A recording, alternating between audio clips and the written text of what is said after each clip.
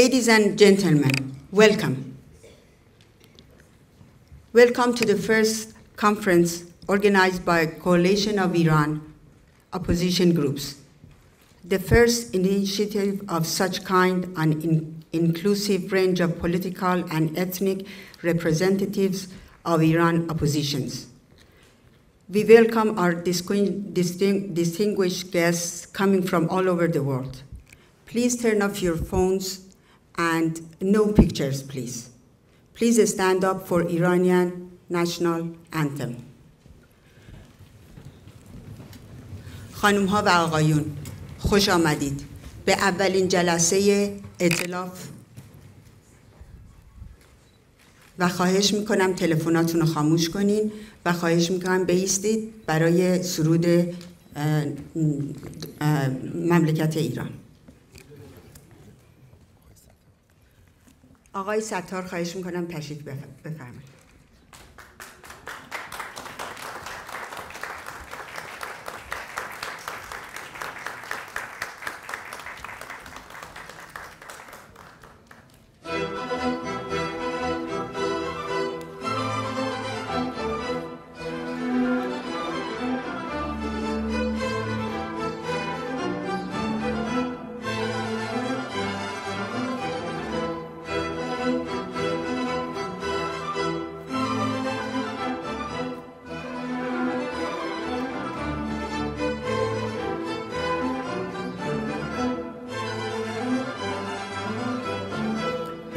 ایران ای مرز پرگوهر، ای خاکت سرچشمه هنر، دور است و اندیشه بدان، پاینده مانی و جاودان.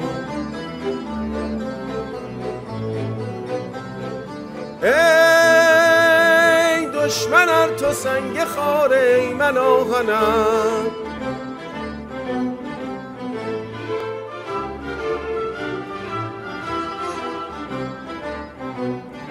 مهر تو چون شد پیشم، دور از تو نیست اندیشم، در راه تو کی ارزشی دارد این جان ما، پاینده باد خاک ایران ما.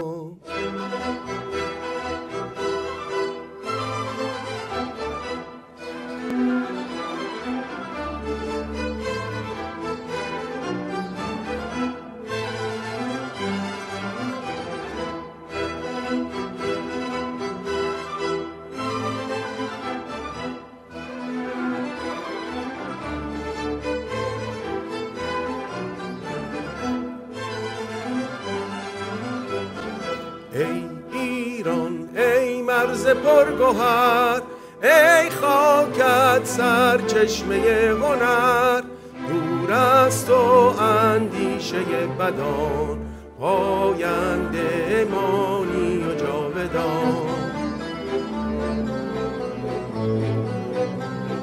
ای دشمن ار تو سنگ خاره، ای من آهنم، جان من فدای خاک پاک میهنم،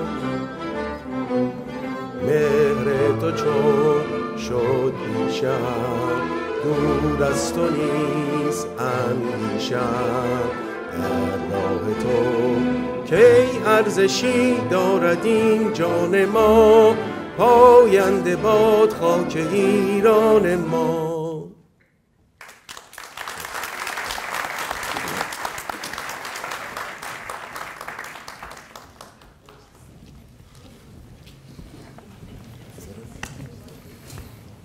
We're now going to have the Star-Spangled Banner, the national anthem of the United States of America. Please, everybody stand.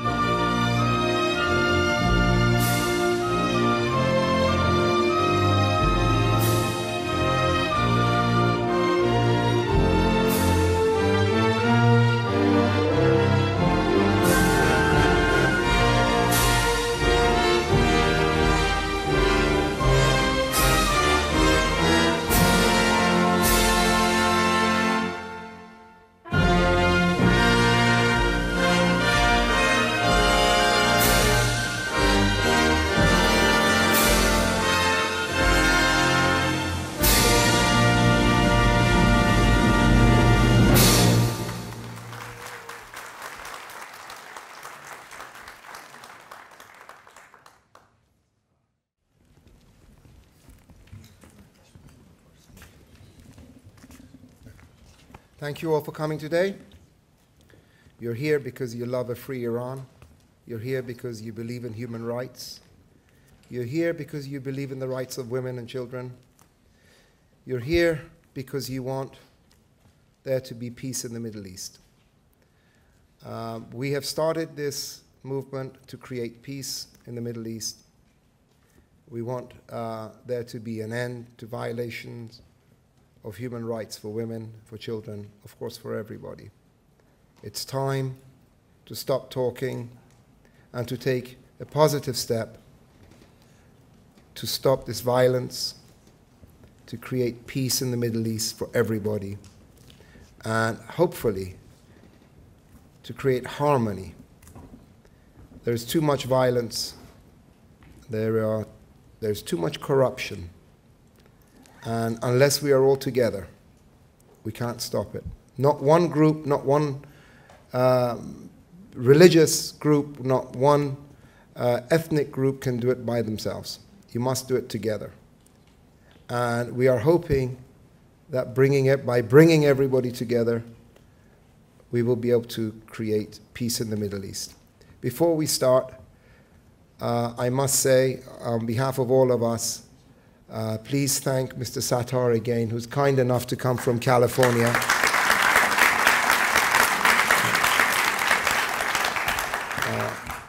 I am in a very privileged position because of who my mother was to know Mr. Sattar for many years. And I can stand here and tell you that for you Americans who don't know him, he's the Frank Sinatra of Iran. He is loved by millions. He is listened to every day by millions. And the fact that he is gracious enough to come all the way from California to be with us today shows that he is a person who loves peace. He's a person who believes in human rights. He loves America and he loves Iran. Thank you, Mr. Sattar. Thank you. Today we have many distinguished guests. They're flown in from across the world, and we are extremely grateful. We have requested that they come and give speeches. We've also have the honor of having Dr. Nurizadeh, who many of you know, who is probably the person with the most wanted badge on his head by the Islamic Republic. There has been 3 attempts on his life. They gave up, so they have ordered his execution twice. And it has affected his family, his friends, but he still continues and fights and believes in freedom, democracy, and human rights. And we are honored that he is here today. He has been a very important instrument in this event today, and we are very grateful that you are here. We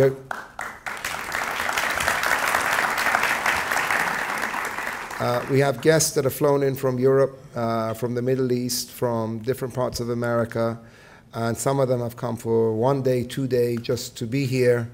And unfortunately, some other guests couldn't make it because I'm not going to discuss the visa issues at the moment. But in any event, you will be hearing on their behalf later on in the event. So without any further ado, I'm going to ask Dr. Nurizadeh to speak, and I will also translate here with him. We had a system of translation set up, but has it been? I don't know whether it's still set up yet. But in the meantime, I'm your translator, so forgive me if I get anything wrong. Okay, thank you, Dr. Nurizadeh. با درود بسیار, just because I was asked to speak in Persian, so therefore I will speak in Persian, then I will give you the outcome, what I said.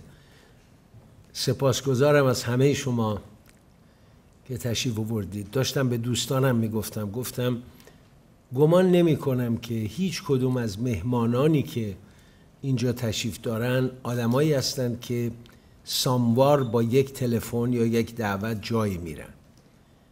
سرشار از غرورم و چند بار گریستم که به هر کدومشون گفتم اومدم. برای من خیلی ارزشمند بود، چون همشون میدونن در طول این 37 سالی که من تلاش کردم، کار کردم، نوشتم، گفتم، تصویرم پخش شد، سخنرانی کردم، کتاب نوشتم، در همه این مدت یک چیز برای من مهم بود: ایران خانوم رو از چنگ آخوندان نجات بدیم.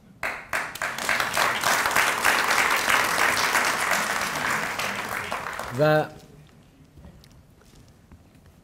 کسانی که دعوت رو پذیرا شدند، let me just try and say this bit. I'm just saying in the past 40 years my only aim was to release Mrs. Iran from the hand of mullahs. That was my main concern. My mom Iran.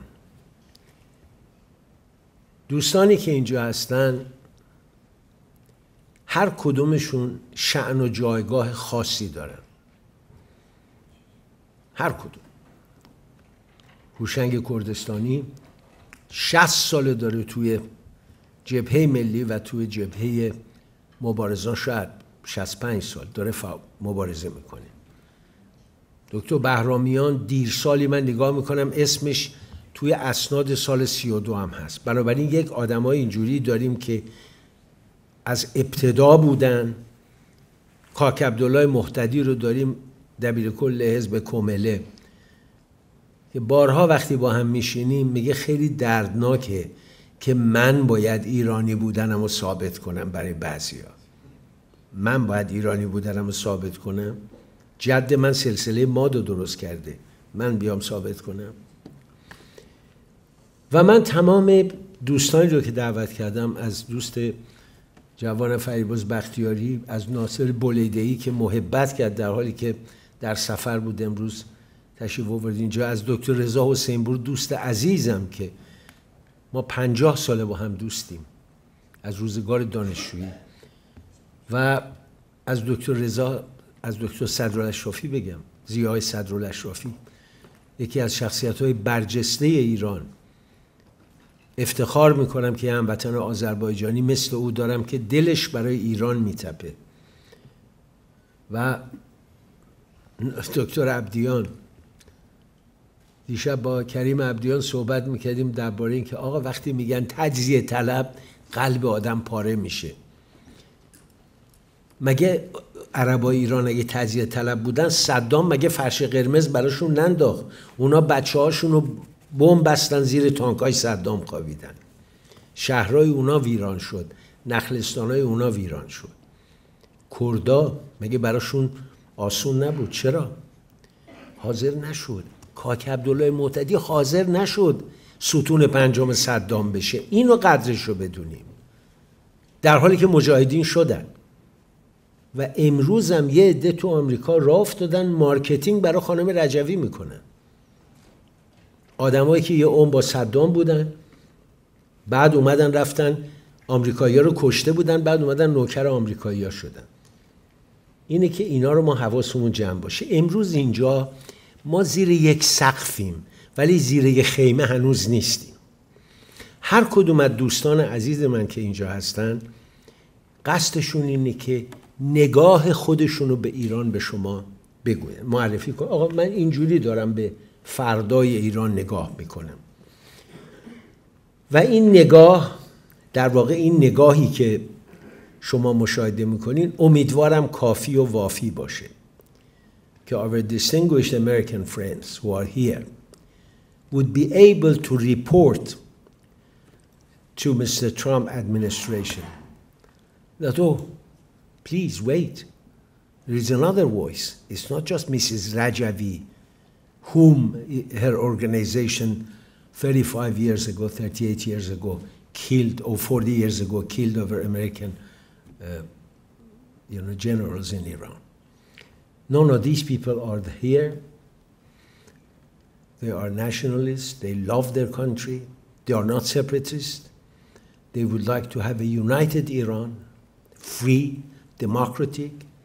No discrimination between Sunni and Shia and Baha'i and Masih and Christian and Zoroastrian and Jewish. Everybody is equal. That's Iran fighting for.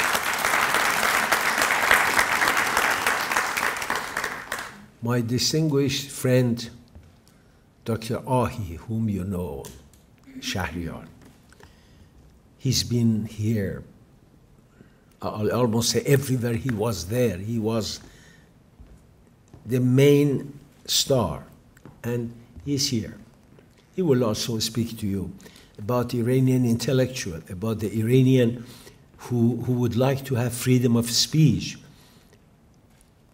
I've been censored all my life. That's why the television I have, Iran Farda, there is a golden rule. No censorship at all. Therefore, we are fighting for that Iran. من امیدوارم همه ما حداقل خداوند این بخت رو به ما بده که یک بار دیگه در خانه پدری و سرزمین مادری سرمون رو بر اون خاک بگذاریم. ممنونم.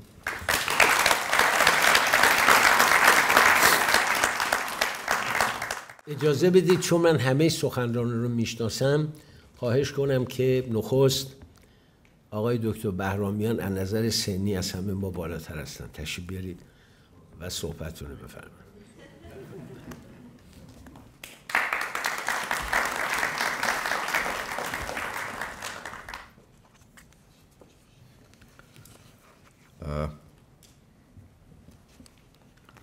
Ladies and gentlemen,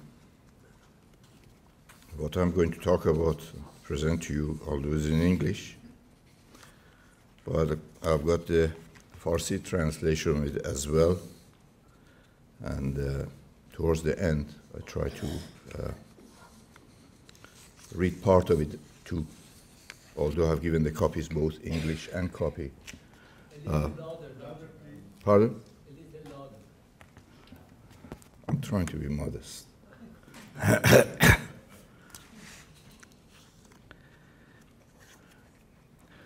I don't believe I need to go through the background of the present or past political situation in the Middle East, or specifically Iran for that matter.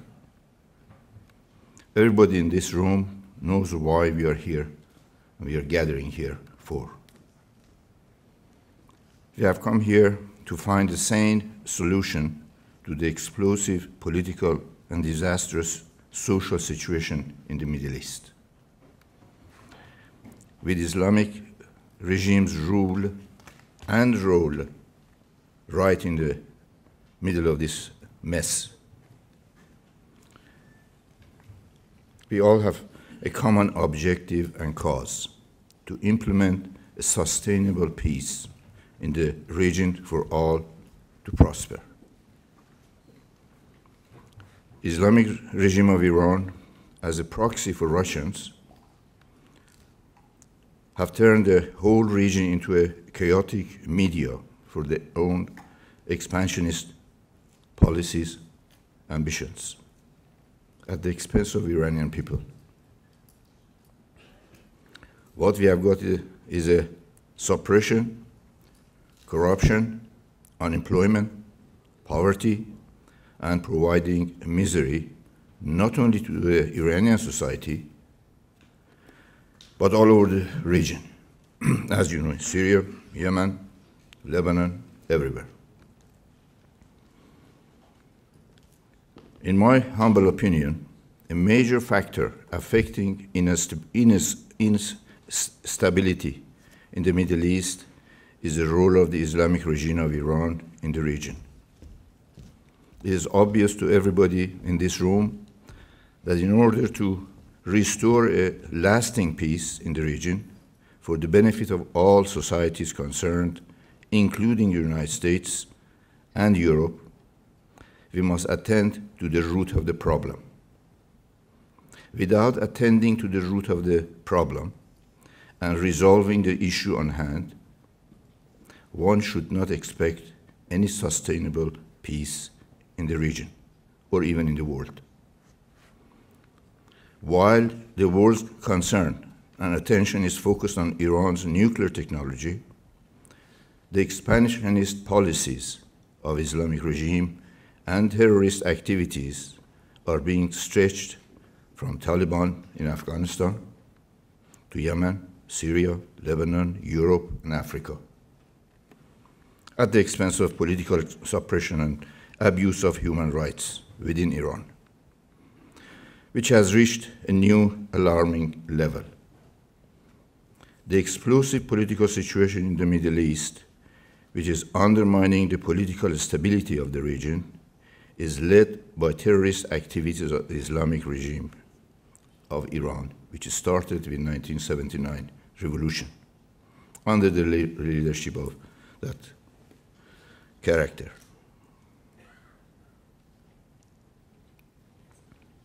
This regime needs to be curbed in the root.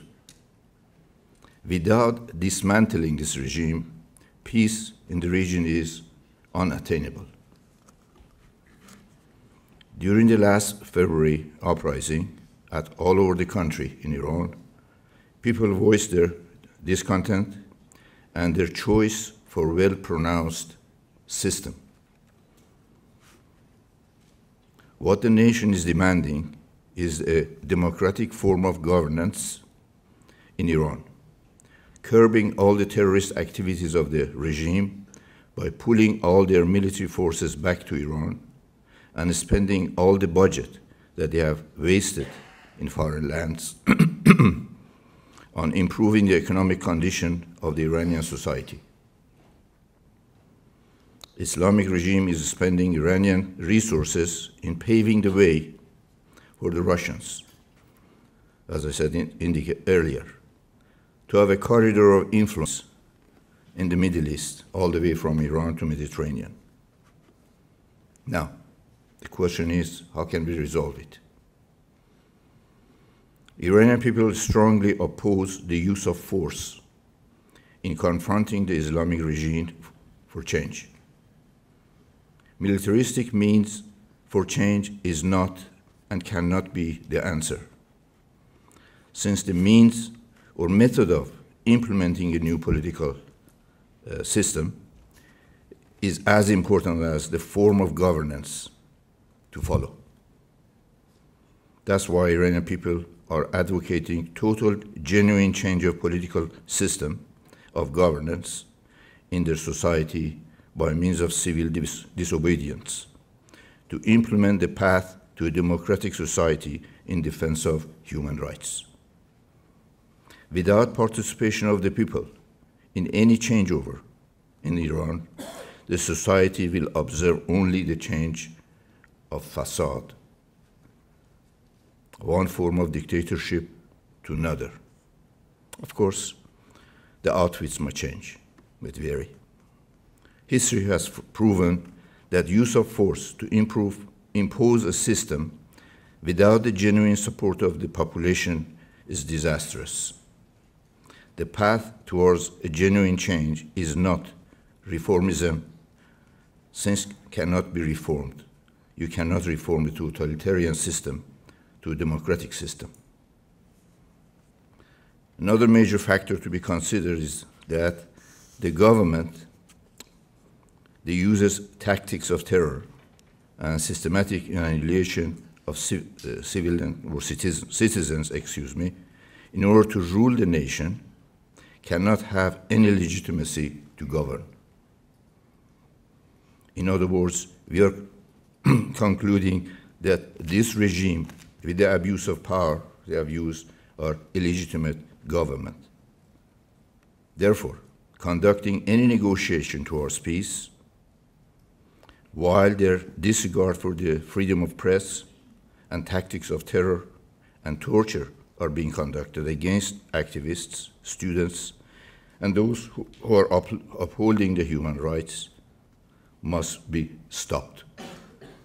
Therefore, Iranian people's perspective in any negotiation or deals or contracts with such an illegitimate body is regarded as void, null and void. That must be total, must be other company. I do admit, excuse me, that there are probably hundreds of mini political groups opposing the present Islamic regime that are active within Iran and abroad, claiming that their remedy is the best solution for the society. However, none have deep roots with a strong audience in the society to be able to confront the regime by themselves. The only solution being pursued by opposition groups outside Iran is to form a non-affiliated, non-sectarian, non-ideological, and secular umbrella organization in the form of a united democratic front to be able to confront the Islamic regime and lead the society in a transition period, only for an estimated period of 9 to 10 months, by forming an interim government in a national coalition governing body to draft a modern constitution with complete separation of religion and government, and conduct a free election or referendum, whatever you want to call it, at the end of such a period, to establish a government by the people, for the people, with declared mandate and manifest, which most democratic forces abide by. Current socioeconomic conditions in Iran, which has reached an explosive situation, resolute to no alternative than dismantling of this terrorist and terror-promoting regime. It would be too opportune for us and for the United States and its allies to provide support for Iranian people to make the necessary changes. Releasing certain amount of blocked assets of Iranian people, which are stolen by the Islamic regime and their leaders and their agents, and deposited in foreign lands, foreign banks, can fund the people's economic need under supervision of international society. The most dangerous tool the Islamic regime has in its arsenal is terrorism, which is being pursued across the globe against humanity. The best interest of the peace-loving nations, including the United States and Europe, can only be served by having a democratic and secular regime in Iran as a genuine partner to negotiate with and establish a sustainable peace in the region. A democratic Iran does not need and will not use any nuclear arsenal or technology. Thank you very much.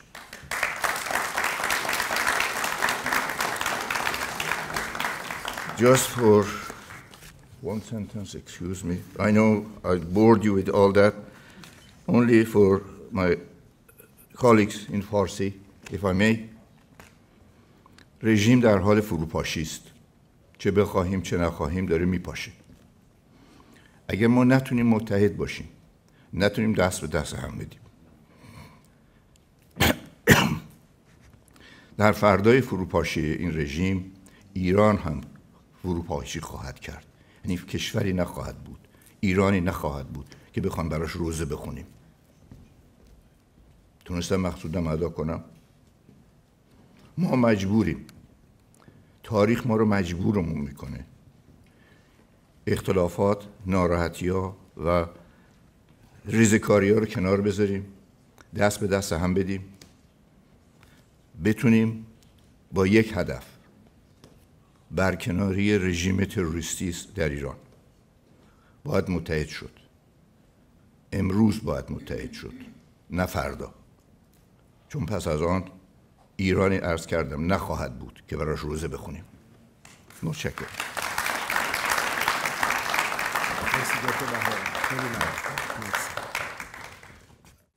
We have a very special guest here today, a gentleman who spent 8 years in Iran.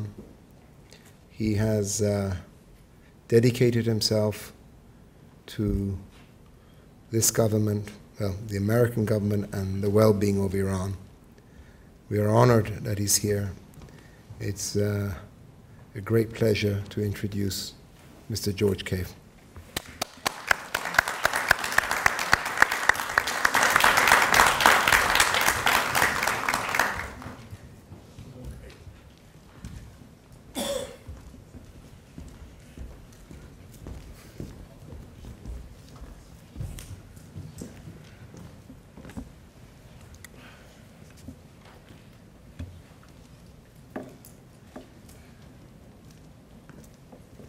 Because of the lights, I can't see you, which might help me speak.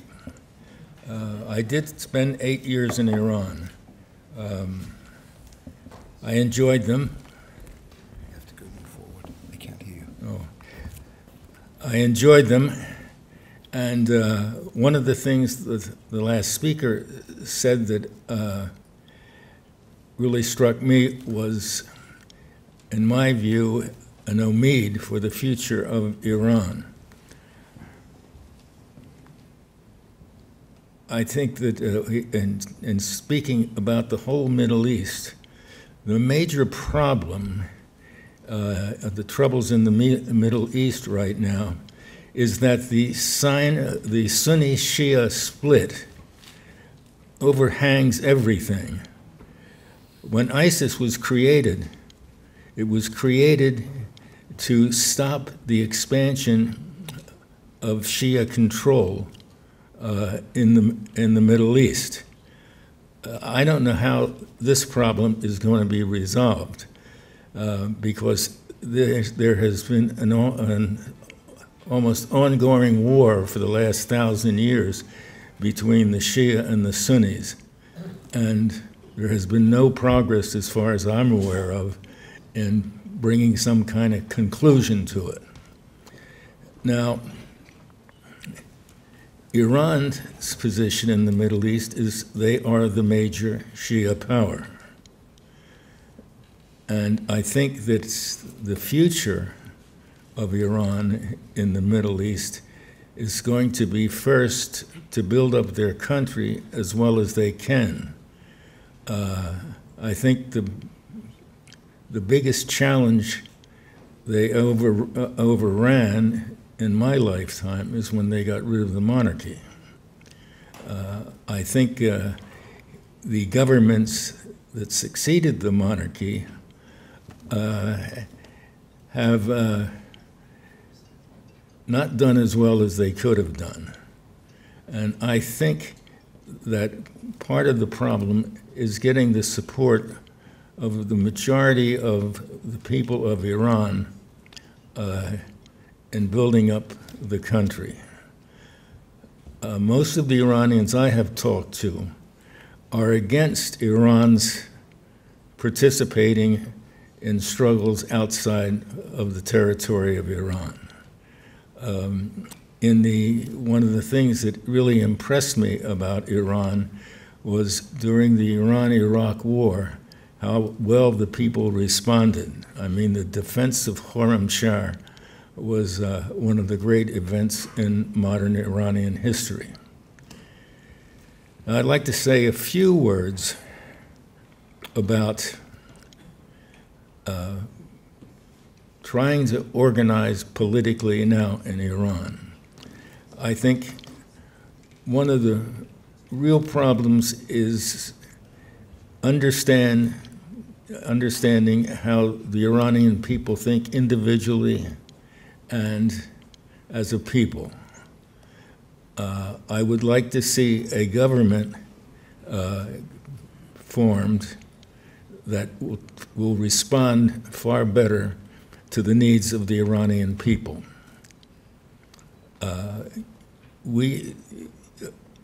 You have an awful lot of Iranians who live in the United States, and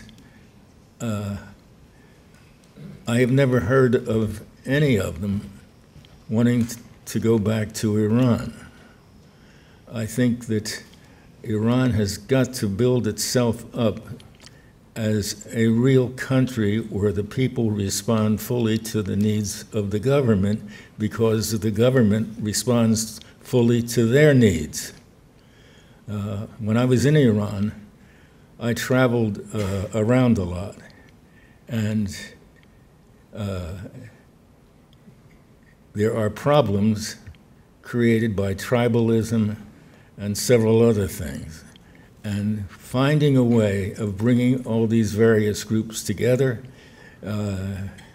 is a problem that is yet to be solved. I left Iran for the last time in 1976. I had spent a lot of time in Kurdistan and also got involved in the Kurdish insurrection in Iraq. I spent a lot of time with Mullah Mustafa Barzani. I'm getting off track here, so I'll try and get back on track. The things that I learned traveling around in Iran is that in different areas you had different ideas about the Iranian government. For instance, in Tabriz, in Azerbaijan, there is an awful lot of resentment against the central government. But in other places, there was a lot of support for it, particularly in central Iran.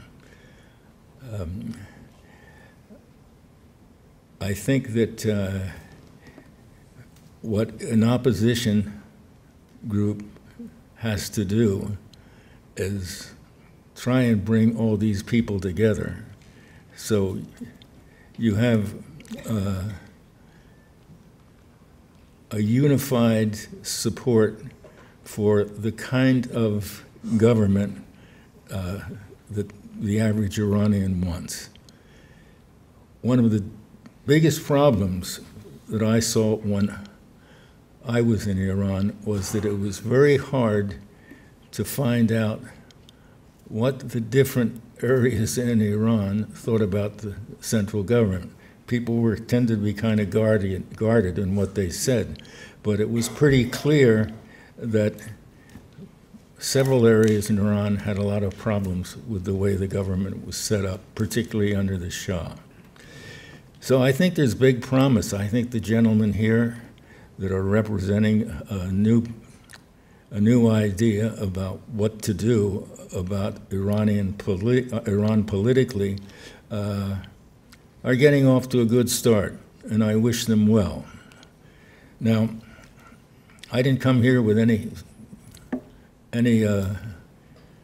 talk put together, but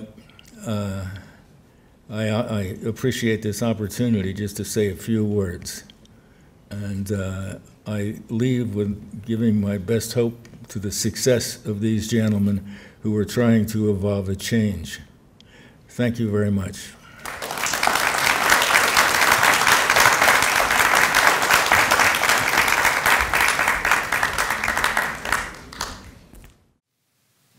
I would like to invite Dr. Zia Sadr Ashrafi to have his word. بفرمایید جناب آقای دکتر.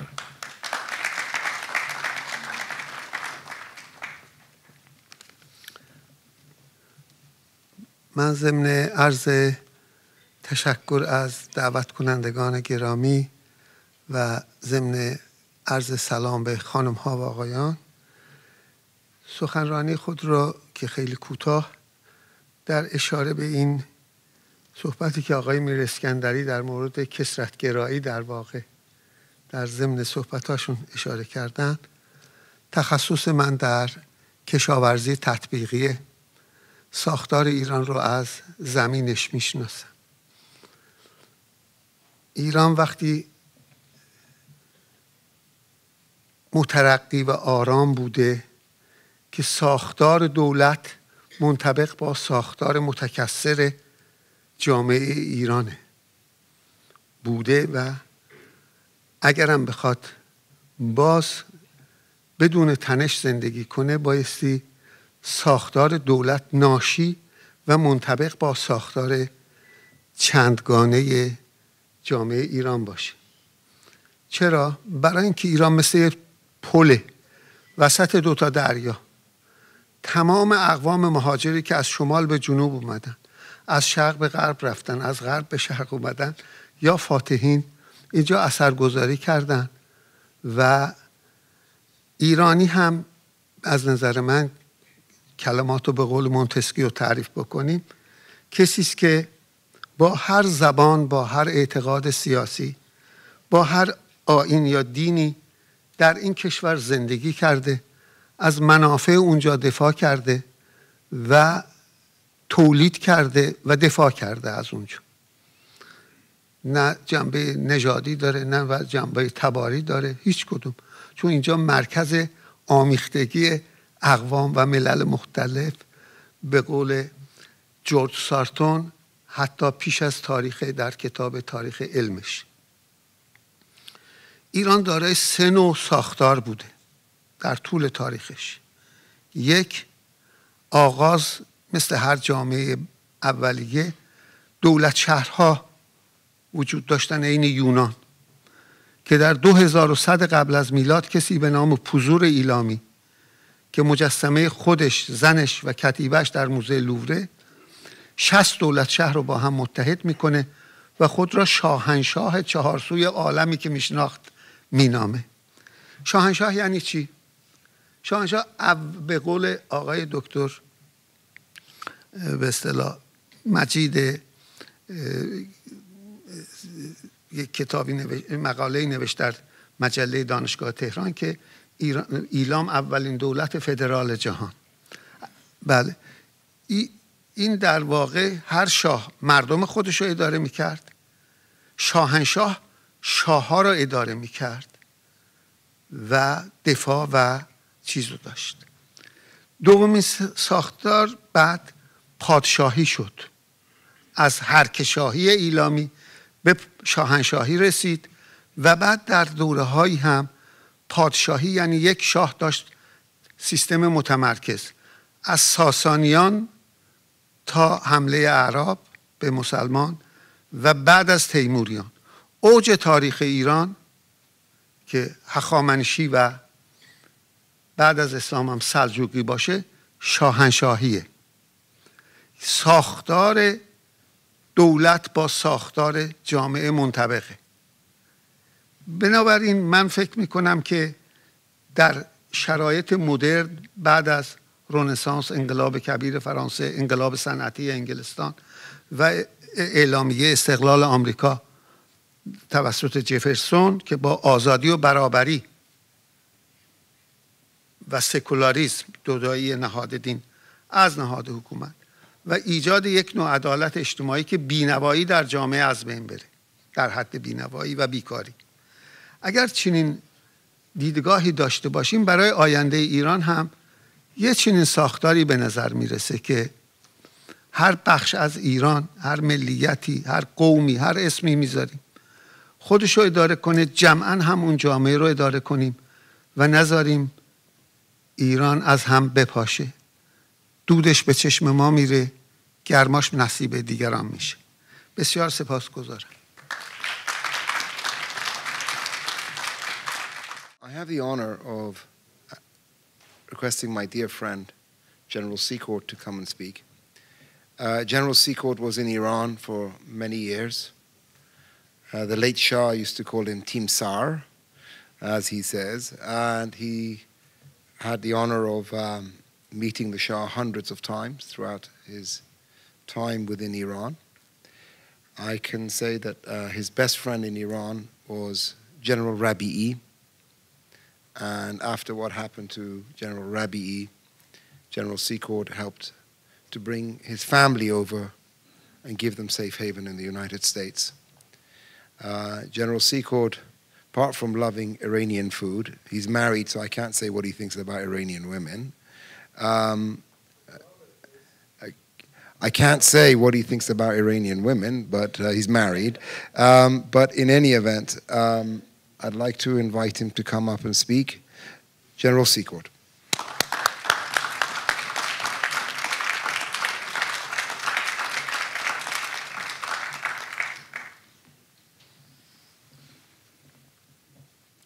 Those lights are bright. Well, it's a real pleasure for me to be able to talk to you for a few minutes today. I spent a good part of my younger life in Iran and outside of Iran here in the States in the military working on programs in support of Iran. I was there up until 3 or 4 months before the Shah went into exile. I have to say, unfortunately, that our government was certainly culpable in many ways. I could talk about that the rest of the day.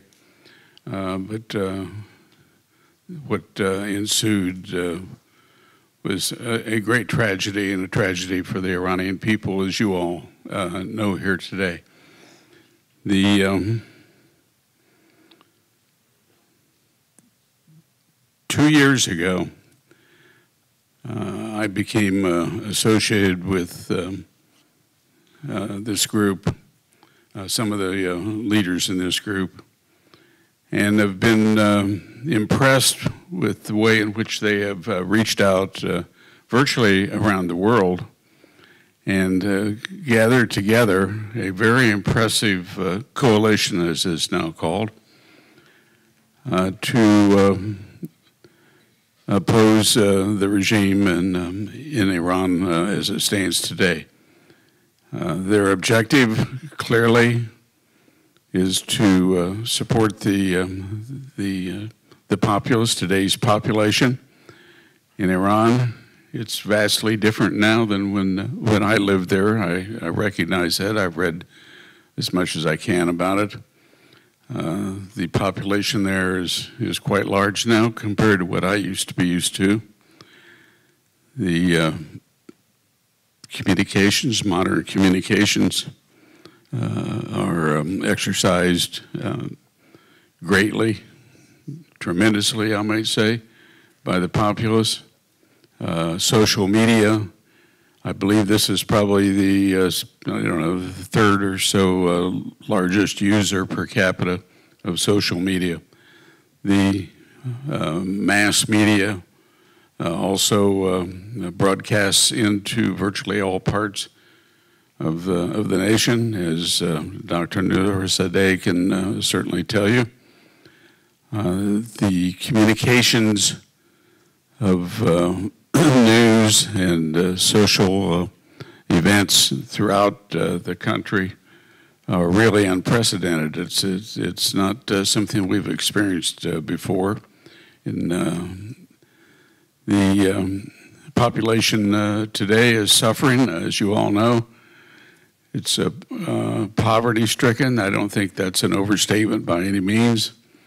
Their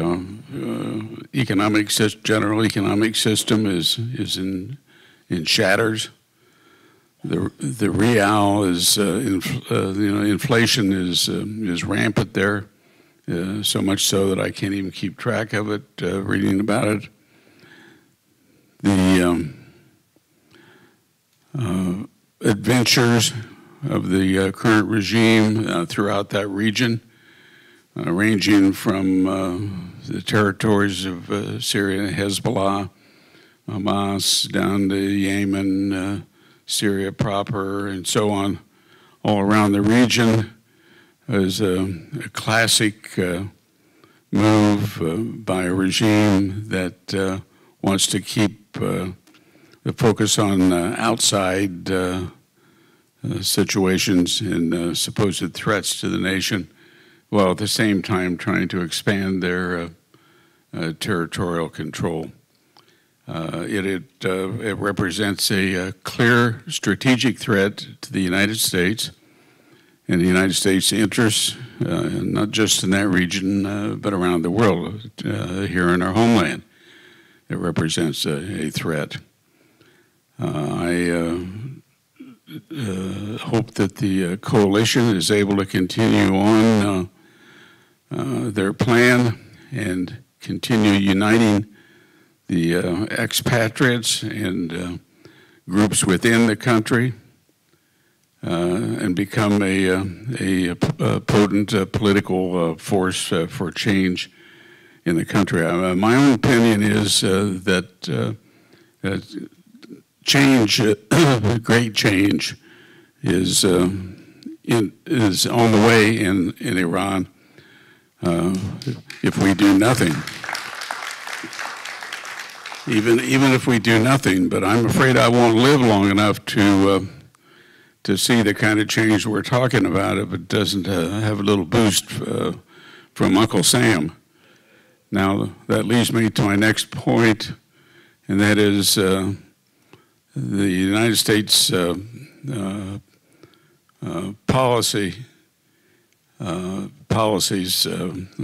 national security policies that actually are responsible for running the security apparatus of the United States is not clear at all with respect to Iran. In fact, it's not even addressed as far as I know. The top leadership of our country have spoken frequently and openly about support for the people of Iran, and that's great. But we need some clear-cut policies put in place so that the people of Iran would know that the U.S. is solid behind them. And don't make the mistake or misquote me and say that I'm advocating that we send the Marines into Tehran. I'm certainly not. But there are many things that we can do diplomatically, politically, economically that would foster a speed up, shall we say, of the movement that is going on right now. I think that the current government is near the tipping point, and let's hope they continue being as stupid as they are in their policies. I think the people, unfortunately, are suffering more and more all the time, and that needs to come to an end. And that's not just in the United States' interest, of course. The other nations in that region share this situation and this view, in my opinion. So what's next? Well, we're going to be, and I believe they will address this here in a few minutes, there's going to be another conference, the international conference in the near term, which I hope we can have even more solidarity in this movement. And this coalition is directed by a board of directors, shall we say. The directors of this coalition have not been named publicly, and I advise them not to name them publicly yet for security reasons, among other reasons. But they will be, and the important thing is that the coalition operate together to pull, as has been said earlier, the people together in the same direction, and hopefully with United States political support, that we'll be able to pull this off before I pass. So it's a pleasure being here, as I said, more than a pleasure for me. I'm delighted to be here. Thank you very much.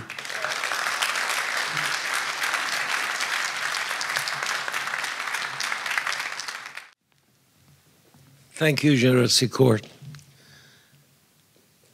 میخوام دعوت کنم از کاک عبدالله مهددی، یکی از ایرانی ترین ایرانی هایی که من شناختم. Always believed in united Iran. He was never a separatist, and he stays with a united Iran. کاک عبدالله مهددی.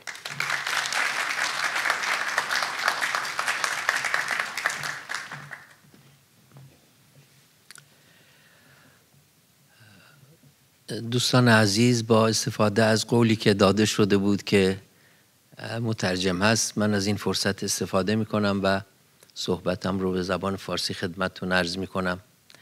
خانم ها و آقایان، مهمانان گرامی، دوستان عزیز، خوش اومدید همگی.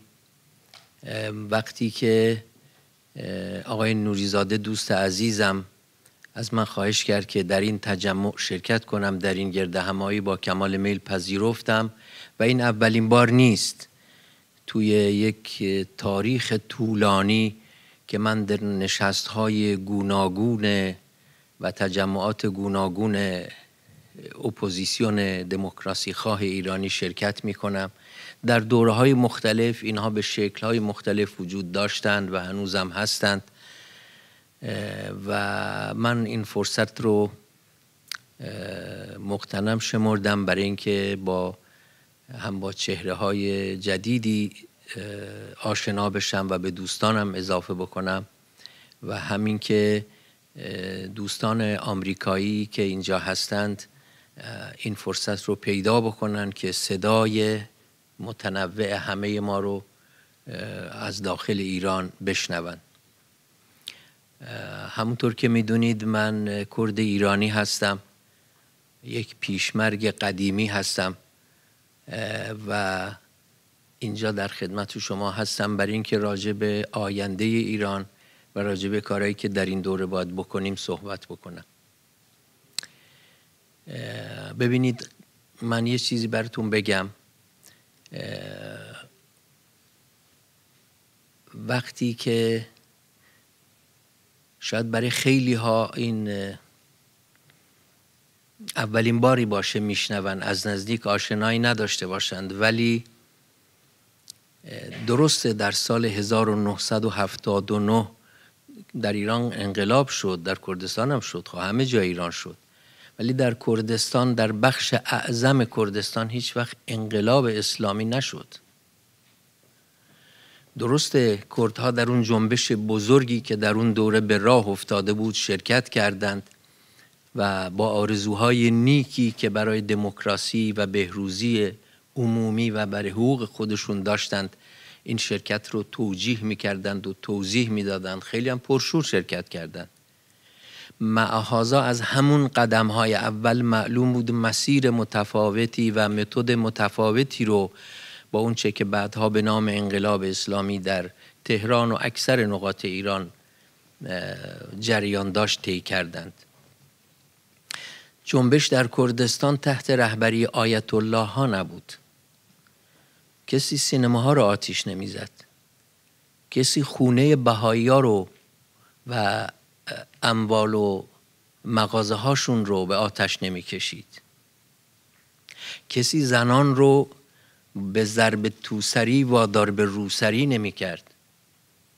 برعکس ما یک دوره شکوفایی بسیار بزرگ در کردستان در مورد شرکت زنا داشتیم. آزادی بیان محدود نبود.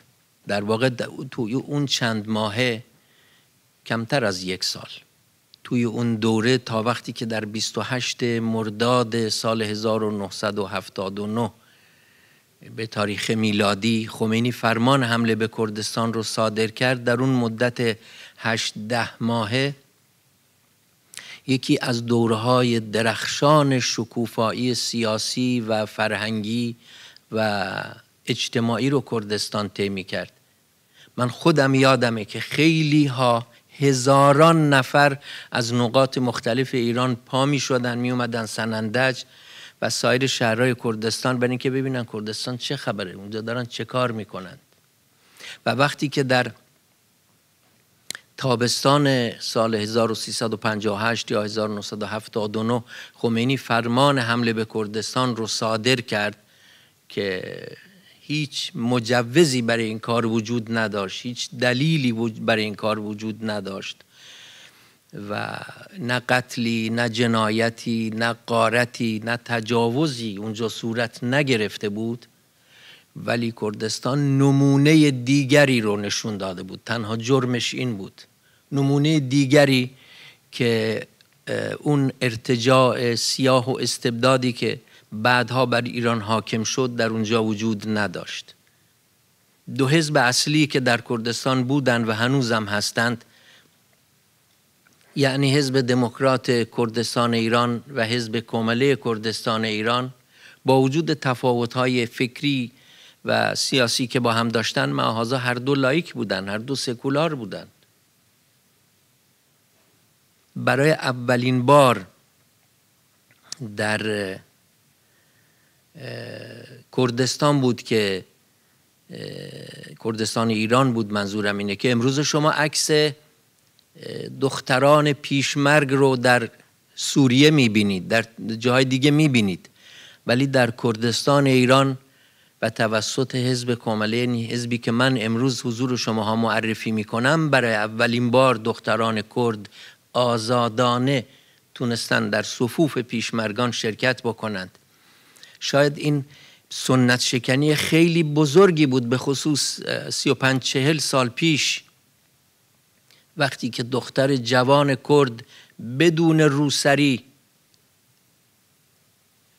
در مساجد حضور پیدا می‌کرد و در محراب مسجد او بود که مردان مسن در اون منطقه رو مورد خطاب قرار میداد و براشون صحبت میکرد. اعتبار زن که سنتاً هم چندان کم نبوده در جامعه کردستان خوشبختانه، ولی به مراتب بالاتر رفت. میخوام بگم که همه این پدیده ها، باور کنید من خودم شاهدم و جزو کسانی بودم که من وقتی که خونه های بهایی ها رو در شهرهای دیگر ایران و در آذربایجان به خصوص که هم مرز با ماست می سوزوندن و بهایی ها فرار می کردن از ترس جونشون، ما بودیم و من شخصا یکی از کسانی بودم که در میتینگ های عمومی سخنرانی کردم برای اینکه بهایی ها رو بایستی با جان و دل بپذیریم و پذیرفتیم.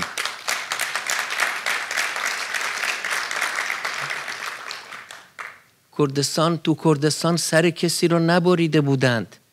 جرم کردستان این نوع فرهنگ متمایز از جمهوری اسلامی بود و به این جرم 40 سال در قتل عام میشه و چه بسا در این 40 ساله تنها مونده، در این 40 ساله بارها مورد غضب دشمن و بیمهری دوستان قرار گرفته، با سوء ظن و شک بهش نگاه کردند، در حالی که به نظر من در دوره آینده و امیدوارم این طور باشه کردستان برای نجات ایران همون نقشی رو بازی کنه که آذربایجان در جنبش مشروطیت بازی کرد.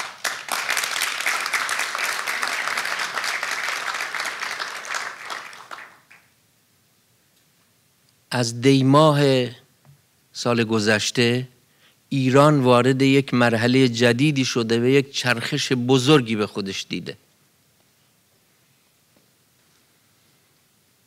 بر ماست، بر همه ما، نه فقط اون جمعی که اینجا حضور دارند، چون بخش‌های دیگر و معتبر اپوزیسیون خارج از این جمع هم وجود دارند و من شخصاً برای اتحاد خیلی بزرگتر همه اپوزیسیون دموکراسی خواه تلاش میکنم در حد توانم.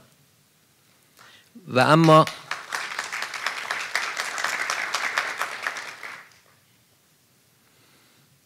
بر ماست که با یک اتحاد بزرگ، با هر مکانیزمی که صلاح تشخیص داده بشه و درست و منطقی و کارآمد باشه، ولی نهایتاً به یک ائتلاف و اتحاد بزرگ برسیم.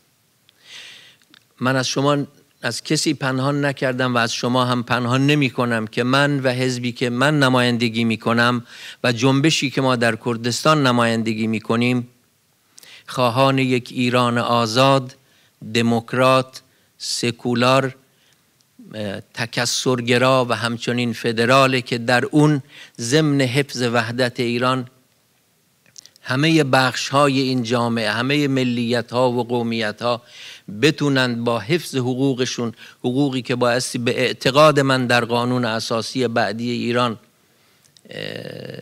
ملحوظ بشه و اطمینان خاطر داده بشه، با یک چنین مشارکت دست جمعی ما باید ایران آینده رو اداره کنیم و نسل بعدی ایران رو اطمینان بدیم که دیگه نه فقط از شر ابلیسانی که فعلا بر ایران حکومت میکنن نجات پیدا خواهند کرد، بلکه دیگه هیچ وقت دچار چنین سرنوشتی نخواهند شد.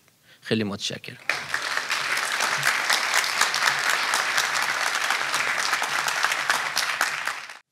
I'd like to introduce our next guest. I'm honored that he's here. The coalition is honored that he's here. Just to give you a little bit of background, this general was the person who organized the meeting between President Trump and President Putin. He has been and still is an advocate for peace in the Middle East. He was in Syria helping the opposition group in Syria with 400 soldiers. And he has been very vocal about the conduct of the present Iranian regime, and he has tried his best and is trying in order to advise and assist Iranians to create a better life for themselves. It's an honor and a pleasure to introduce General Vallely.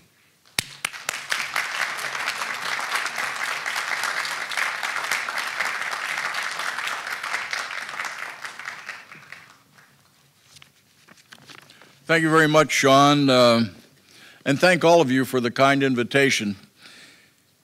It was interesting to get up at 4 o'clock in the morning to catch a 6-hour flight from Montana.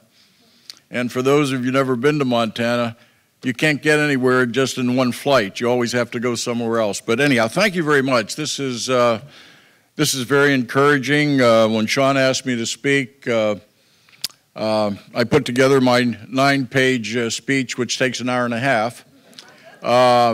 So I only have about 15 minutes maybe, but I've tried to condense it down into some remarks that may be critical to this unification. But some of you I've known for years. Some of them I just met, my new friends Q and Ali Reza and others. It's so encouraging to look at this first step. And that's really what we're talking about here, the first step in unifying. So let me just refer to my remarks. Since I took so much time to prepare them, I wouldn't want them to go without any use.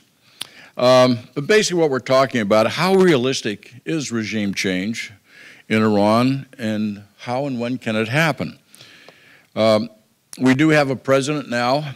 We have a Secretary of State, Mike Pompeo, who are committed to regime change in Tehran.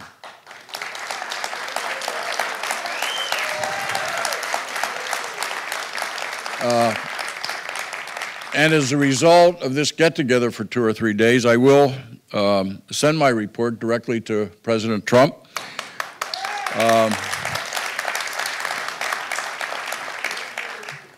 Give you a little idea what's on his agenda.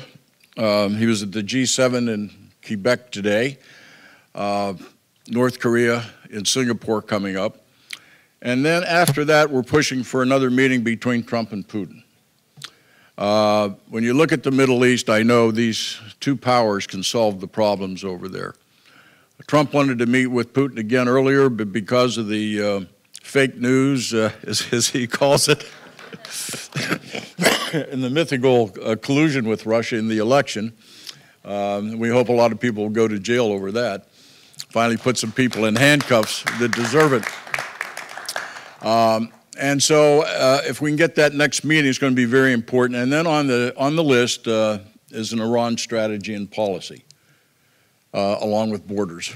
So he's got his tablet full, or his table full of things, but Iran strategy and policy are there. I just want you to know that, and that will be forthcoming. If many of our preconditions for regime change are in place, the question is the time right in the near future? To me, the answer is yes, but we must have a realistic strategy and a realistic foreign policy to be developed. Now, in the case of regime change, ladies and gentlemen, there's got to be overt actions, and there has to be covert actions, okay? So we've got to be smart on both when we formalize some kind of a strategy. And keep in mind, part of that covert has got to be very confidential between us. But that is to exercise whatever we can to the people inside of Iran, that they have people outside of Iran that are here to help them finally, after 39 years, to bring freedom and democracy to the people in Iran.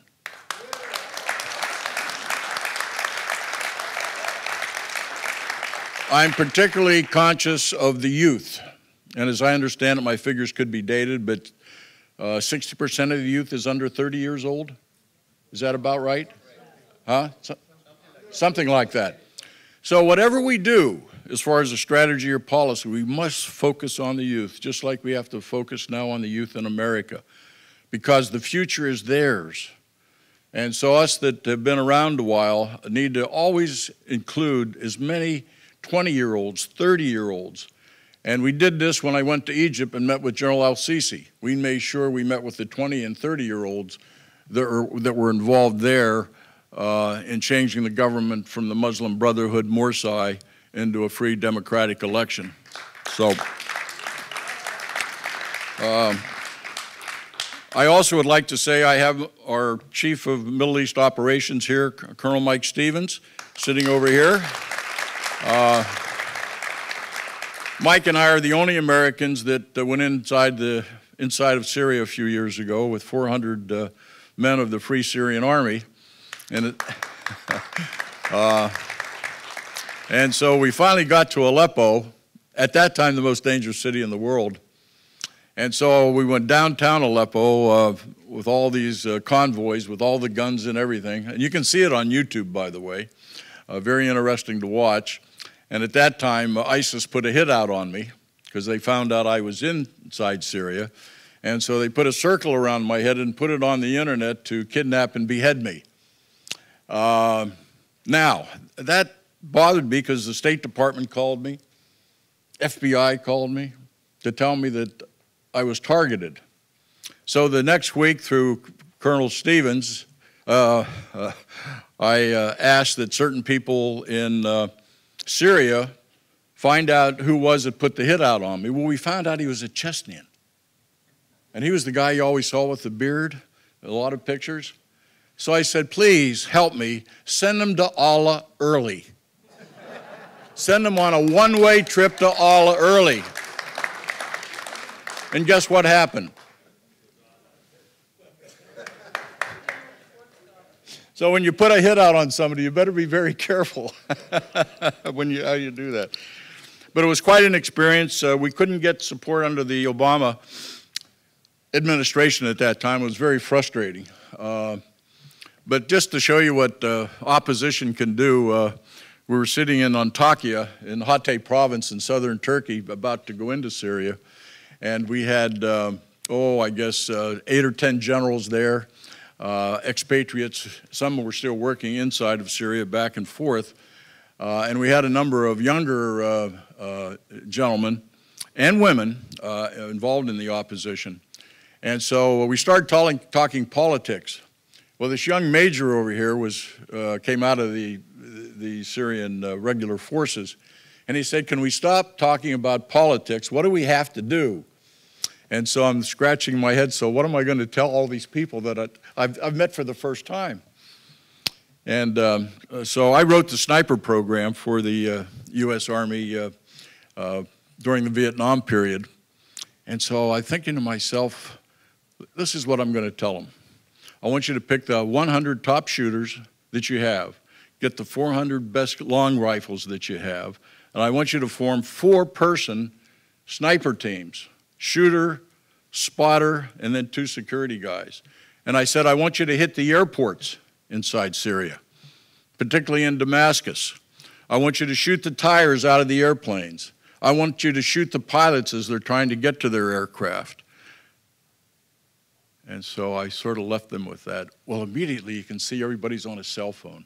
They were calling from Turkey inside Syria to form the troops to go out and form these 25 sniper teams.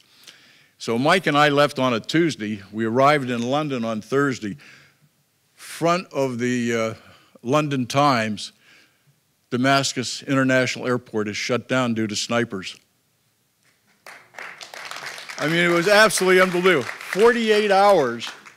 They took our advice and started targeting the aircraft because that's what was happening. The opposition forces were continually being bombed by helicopters, and you saw the pictures, and fighter aircraft. And they couldn't fight back. Unfortunately, we couldn't get any assistance from our government at that time. So that's why when we're talking today about, we now have a president that will help people to be free and seek democracy in the world, and we'll be there. But we want those people to do it, and we'll be basically assisting any way we can. And it's going to take money to do this. It's going to take organization. It's going to take a sound strategy and tactics. And whatever happens, we've got to start on it right now. Everybody's got to get involved. Everybody's got to stand up whoever you know, and do something. Covertly and overtly, we need to have a good PR program, I'll call it. But we need to be on the air, we need to be on television, we need to start scaring the hell out of them in Tehran, that there's a force out here to be reckoned with. And that's going to energize a lot of people. But the use of social media today, very effective. We have 3 social media sites. I communicate within the Middle East and Europe on a daily basis with 30,000 followers just on our 3 sites. So the point of strategy and policy that hopefully, Sean, I'll be able to get involved with you and help you as you need, and the organization, to bring this all together, and that we have a plan that can be executed post-haste, not next year or 2 years from now. Let's start working on it right now. And they're going to provide me input that I can give to the White House so that on that list that our president has, he'll be able to say, well, this is the formation of the type of strategy we need. Now, they are working on it, but it said it's down the list a little bit right now. So from that standpoint, I want to say that we're here to help. We love the cause. We want freedom and democracy inside Iran because of the terror and the angst and the bad situations they're creating, not only in the Middle East, but in North Africa. We may have 5,000 or 6,000 agents inside of America working against you and others. So part of that plan will be how we purge a lot of that. And we take over and start running things, I say we, as a group, to make sure that the change of government does occur, and it occurs post-haste as soon as we can. So I would say, in closing, since I've taken my 1 hour and a half speech and reduced it down to 10 or 15 minutes, that I say one nation, one people, and one Iran. So anyhow, thank you.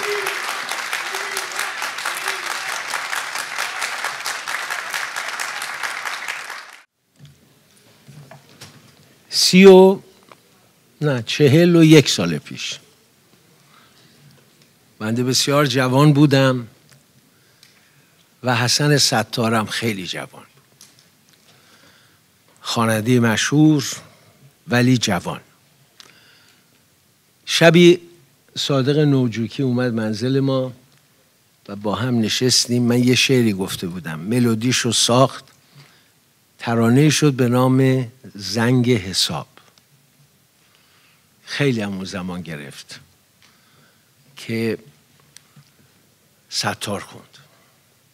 سالها بعد، حدود 1 ماه پیش، 1 ماه و نیم پیش، یکی از شعرهای من رو فرید زلاند عزیز، هنرمندی که من نمیگم افغانستانی است، من میگویم ایرانی بیشتر از اون که افغانستانی باشه، ضمن که همه مهرش رو به وطنش داره و بسیار آدم نازنینی است.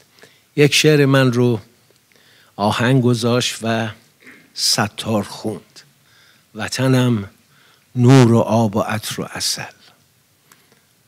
خواهش میکنم این آهنگ رو بشنویم و بعد من دعوت میکنم از سخنران بعدی.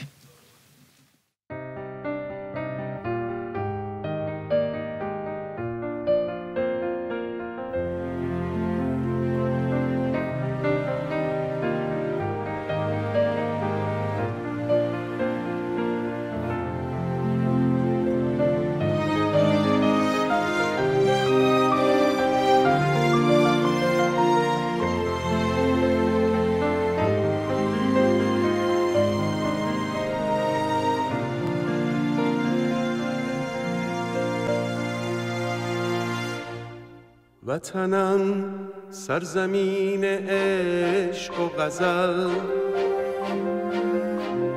وطنم نور و آب و عطر و عسل، وطنم چشمه سپید و شیر، وطنم آفتاب عالمگیر.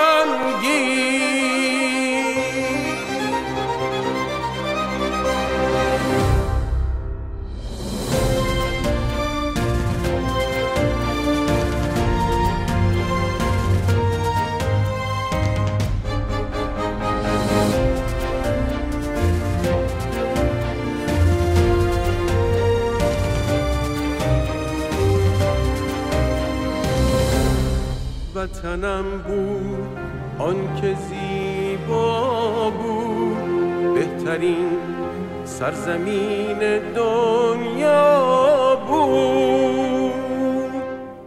وطنم سرزمین عشق و غزل، وطنم نور و آب و عطر و عسل، وطنم چشمه سپیده و شیر، وطنم آفتاب عالمگیر.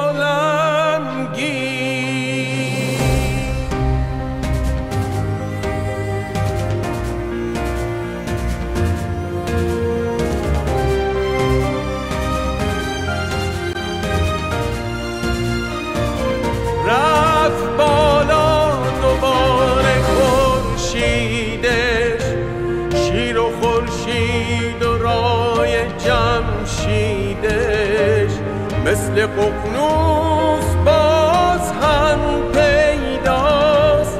وطن من همیشه پا بر جاست. شاعرانش به خاک و خون کشند، گردن حافظش به تیغ زنند.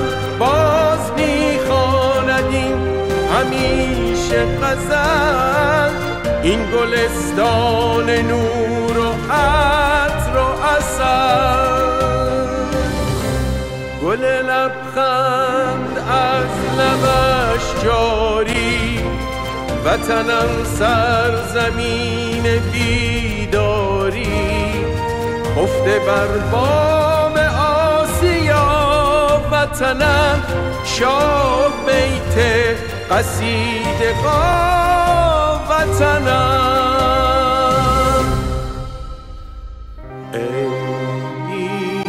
ایران، ای مرز پرگوهر.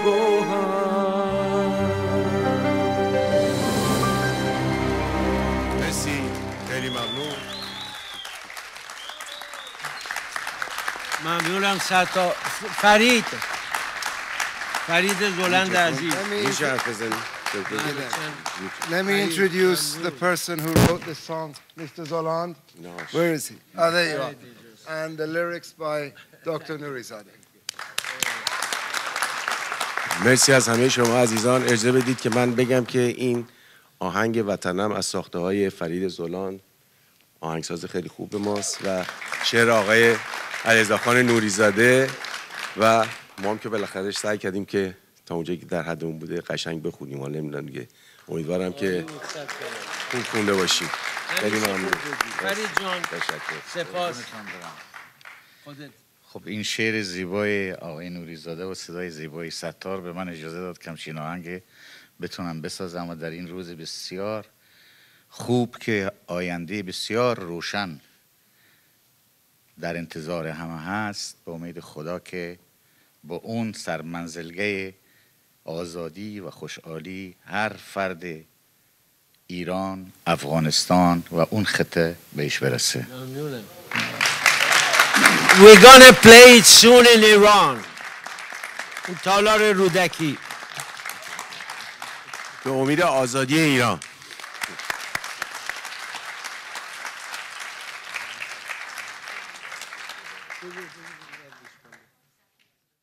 I would like to invite Dr. Ahi.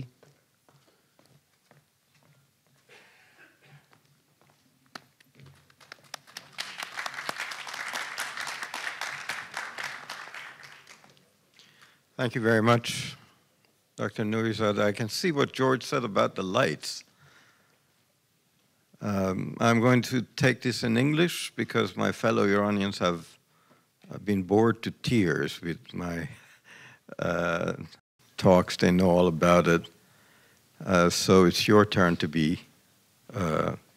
bored to tears. I'm sorry. We are at the precipice. We are at a point of monumental change in history of Iran. There's a new generation that has woken up and said enough is enough. They are on social networks.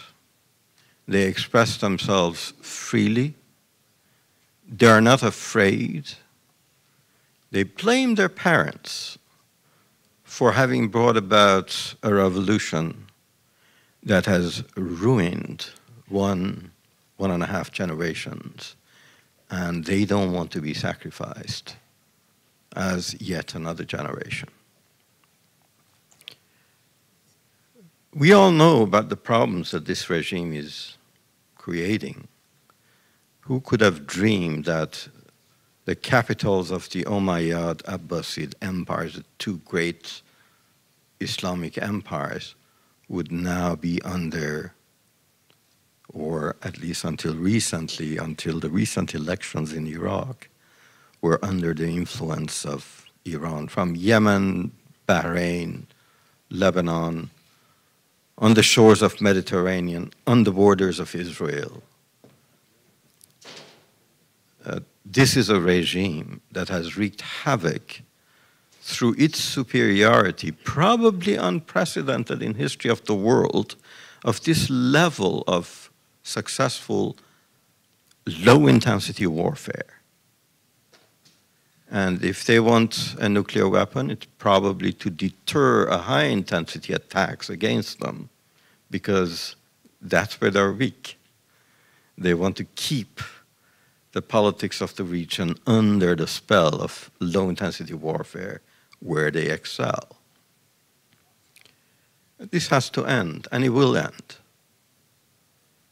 Iran is ready for an implosion. George, you'd live to see it. The only question is, and this is a dreadfully grave question, what will you get after?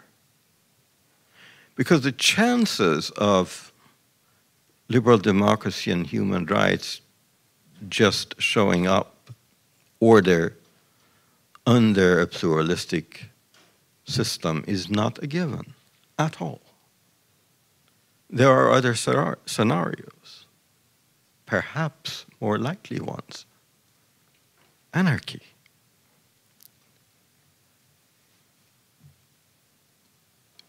If there's one thing that all of us gathered here today should focus on and try our best, is to prevent that anarchy.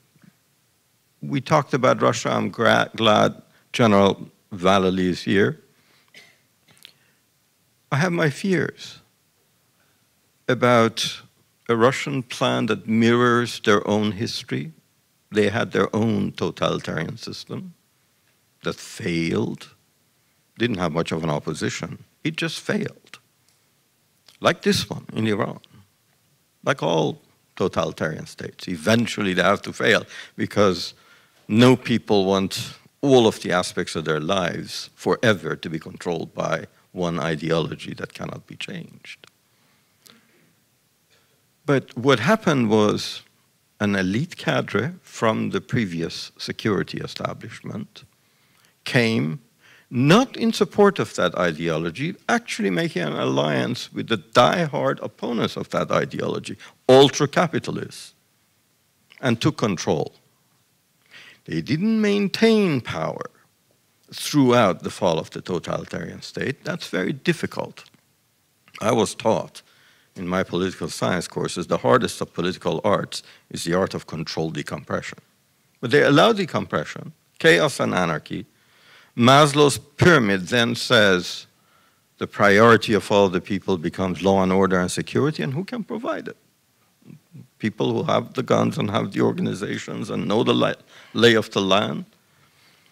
And I'm afraid of an elite cadre as from the Revolutionary Guards, from intelligence organizations in Iran, wearing ties, making a deal with seculars because they know nobody buys that previous ideology anymore, and take control. So you continue the vicious cycle of anarchy and dictatorship, because they will be dictators if they take over in that fashion.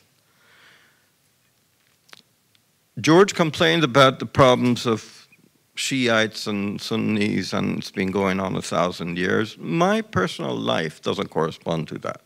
When members of my family married Sunnis, nobody even talked about it, nobody cared. It wasn't an issue.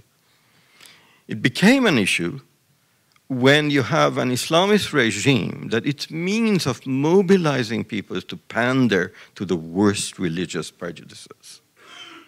It's a disease, George. It's not a normal state of being for us to have this Shia-Sunni thing. It's a disease that needs to be cured. How do we cure it? I guess the purpose of us gathering here is to figure out how a pluralist Iran, it is a pluralist society, it needs a pluralist government, can be governed. When this nation was being created, somebody asked Thomas Jefferson, people will disagree. Without a monarch, how do you resolve it? He said, people of reason will eventually agree. The only reason they were capable of reaching those agreements, as testified by 4 of the first 5 presidents who came from the House of Burgesses, was that they had these democratic skills of give and take, which are not like a theory you can learn from a book. It's like sports. You have to practice it. That is the practice we need today for different beliefs, different ethnic groups, different political persuasions, to be able to talk to each other. You cannot do that in Iran today. You have to do it outside. This is one very important aspect of the change coming in Iran, the role that has to be played outside. You can only do this where people can gather freely, and not in isolation, but talking to the nation. Again, you cannot do that from inside Iran. You cannot stand in one place and talk to 10 million Iranians through satellite television from inside Iran if you are free. You can only do that outside. But for them to actually have an impact, to be connected to the real movements in the society, as speaker after speaker talked about, you have to connect to the youth of Iran, that generation that's moving on the streets. They have their own means of communication. It's the social networks. It's peer-to-peer. It's not 1 to 1 million. It's very powerful. Today, with techniques of graph theory, you can take the data and find out precisely which one out of these 400 Telegram channels that are strong and operative in Iran, which one of these Instagram channels are the ones that contain the leadership? Who are the accounts that are the leaders? You don't need to know their names. Who are the ones whose words are correlated with the actions on the street? And you need to connect that with the people who can sit outside representing all of these beliefs in this pluralistic nation, this pluralistic country. And that connection becomes very powerful. The power of 1 to 1 million messaging that brings conversion, and the power of action inside the audience, which otherwise remains fragmented. Who remembers Wa'al Ghanem? Every European paper was talking about it during the At-Tahrir, during the Arab Spring. Oh, social networks are going to change the world. Yes, they can pull down authority. They're extremely powerful in that. But they cannot create another form of authority in its stead. That's their weakness. That's where you need the 1 to 1 million media.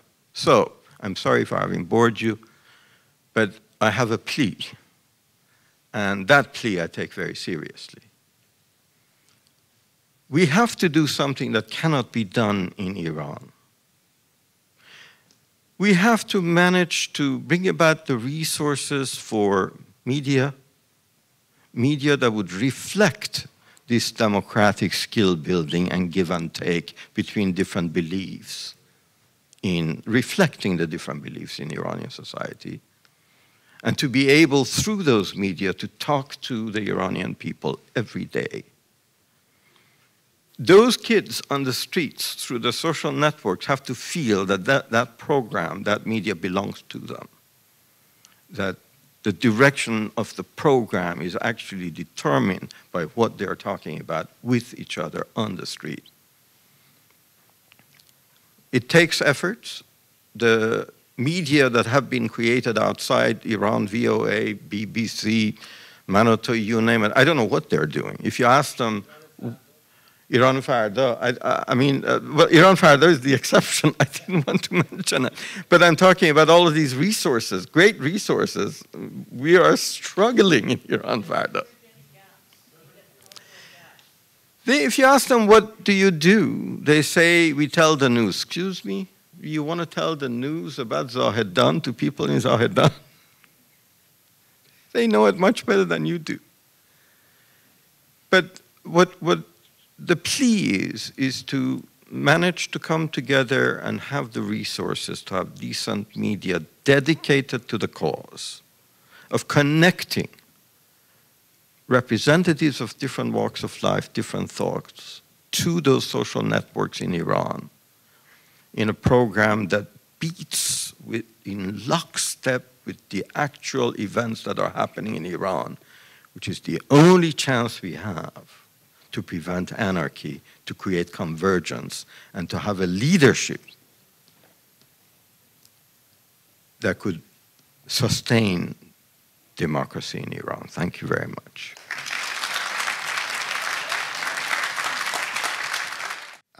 Our next guest is one of the founders of IOSME. May I introduce Ms. Sherry Ross.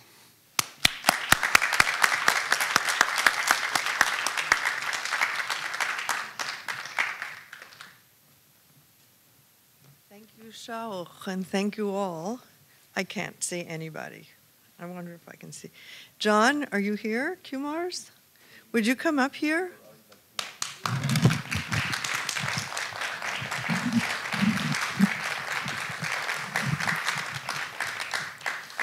John, Kumars, myself, and Reza Pahlavi started an organization called IOSME, the Institute for an Open Society in the Middle East.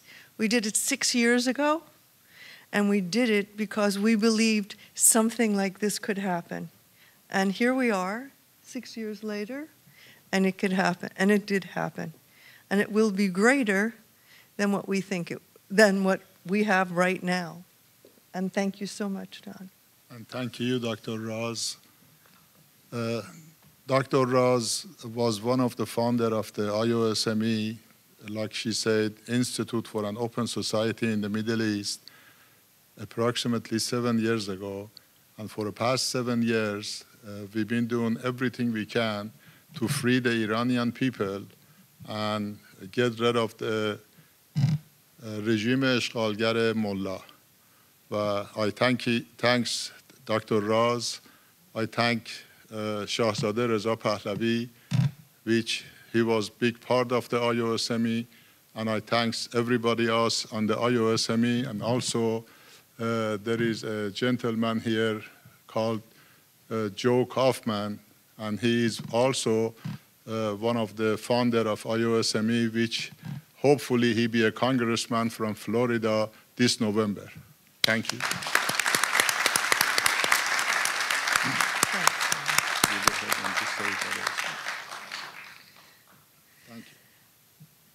So, ladies and gentlemen, before I start chastising everybody here, because I'm famous for that, I want to address the issue of human rights in the present day Iran, or maybe I should say the state of such affairs in Iran due to the last 4 decades. I'd like to make a distinction first between human rights as a concept versus the selective use of its values for achieving political objectives.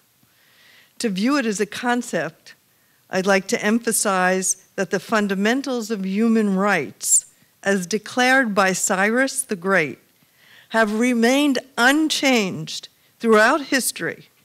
They have been a beacon for human evolution, as well as being the building blocks for advanced forms of governance, which our forefathers here had the foresight to utilize when creating these United States. As a political tool, we all remember how human rights were instrumental in the weakening and the eventual downfall of the previous regime in Iran. In hindsight, we are now aware that most of the changes were fabricated by the very opposition that is now in charge of this country. These charges of human rights were then immediately reflected by certain biased members of the media as irrefutable facts. Ironically, most of the present-time members of the media, when dealing with the pre-revolutionary Iran, refuse to revise their ideology, their ideologically motivated perspectives of Iran beyond what's in vogue back in the mid-20th century. The dominant media also manages to shame the contemporary free-thinking analysts into silence. Furthermore, their 4 decades long of silence about the conditions in Iran is simply, I can't think of a word except bizarre. The average Iranian, especially the members of the younger generation, thanks to the flow of abundant information that has closed that information gap and has come to a new understanding about their past and where they want to be in the future. This phenomena is not a result of state or media propaganda, as it were the case in the late 1970s in Iran. Conversely, it is a derivative of a young, resilient mind that has learned not to trust a state or media that has been dispensing falsehoods to ensure their own survival. They've learned to overlay all the information and then carefully read in between the lines to arrive at a conclusion that may be close to the truth. They are the members of a generation which is angrily questioning its predecessors about their gullibility when they made that unwise decision back in 1979.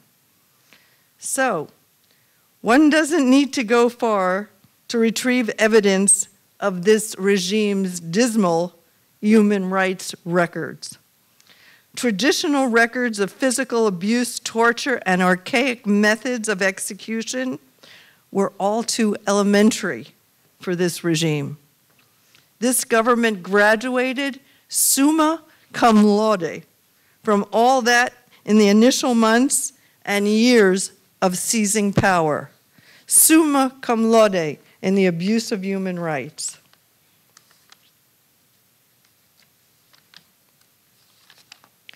They've since been maintaining their grip by using their natural talents for human rights violations, and of course have been a very effective control for the people in Iran.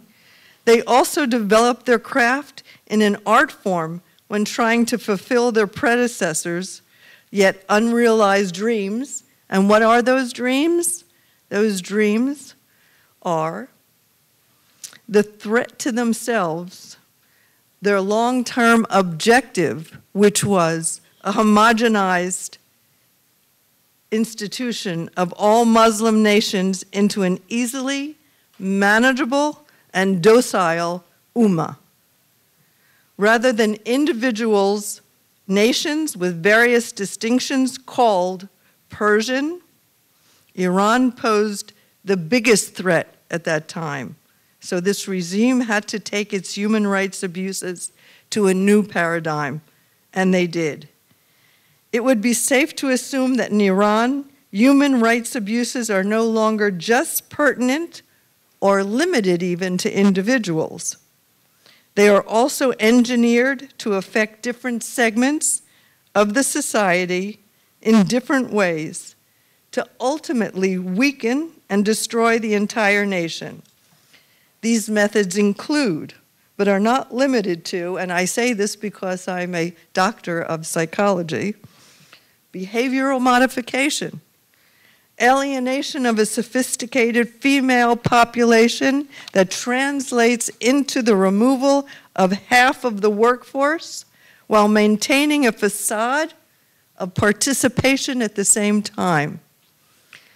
The extreme revision of Iranian history, the promotion of superstition under the auspices of religion, the surgical debilitation of the workforce, the alienation of the unaffiliated from all meaningful opportunities, the deliberate destruction of the environment and natural resources.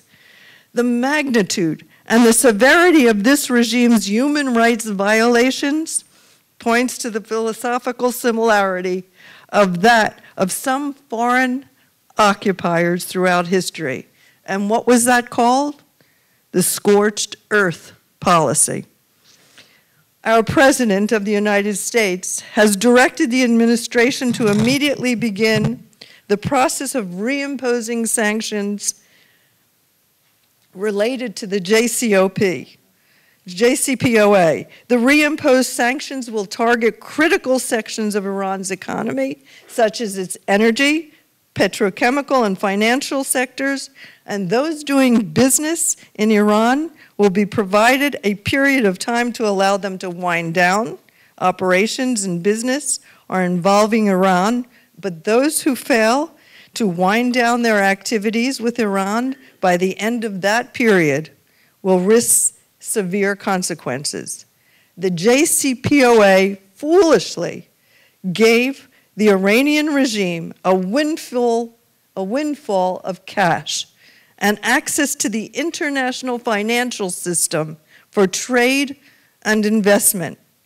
Instead of using the money from the JCPOA to support the Iranian people at home, the regime has instead funded a military buildup and continues to fund terrorist proxies such as Hezbollah and Hamas.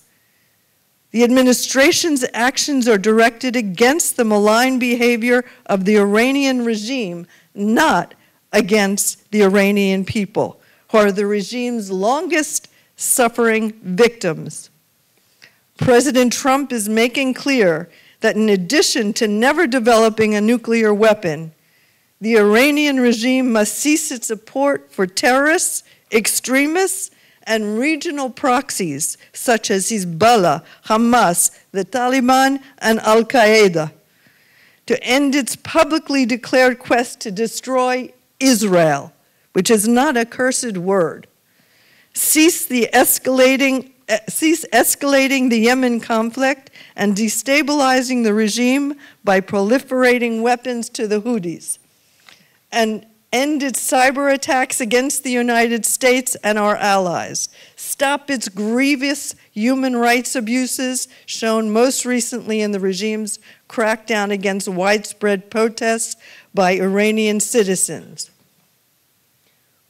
We Americans betrayed the Iranian people. For 8 years, by backing the Ayatollah's regime, by giving money, a nuclear deal to these dictators, it's time that our new administration puts the rights of the Iranian man and woman in the street, in the center, focus on political freedoms, and emphasize the liberties given to every person in civilized Iranians deserve to live like us, to live like Europeans, and to live in freedom. I challenge you to speak about all the killings in Iran. I challenge you to show me in Iran where women have the same rights as the rest of Western civilization. I challenge you to show me in Iran where all religions have the same rights. I challenge you to show me in Iran where gays and lesbians can live safely. I challenge you to show me in Iran what you have invented in the last 40 years. I challenge you as a nation to show me that. It's time for you Iranian factors that are living inside and outside of Iran, who stand for freedom, to put aside your infighting, all of you. I told you I was going to chastise you. To put aside all of your infighting.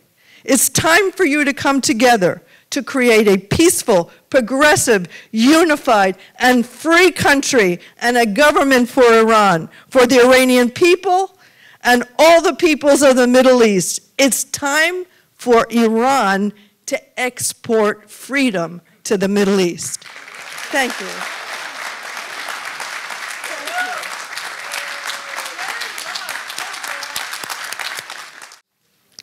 We have some ladies among us. They were not happy that it became a man conference. Later on you will hear them. They have a lot of things to say. One of the gentlemen here, he left telling me, I came here to hear about united Iran, not federal Iran. He was very angry. And he said, I am a monarchist. I laughed at him. I said, Prince Reza Pahlavi, who represents the monarchy, insisted several times that going back to that government is impossible.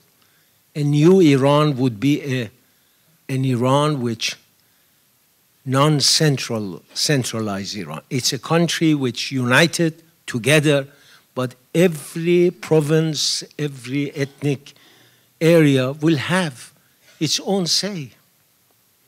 That's democracy.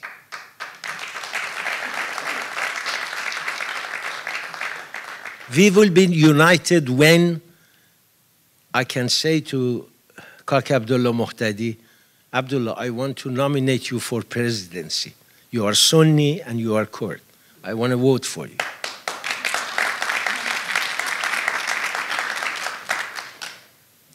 Now I would like Dr. Abdian to come here.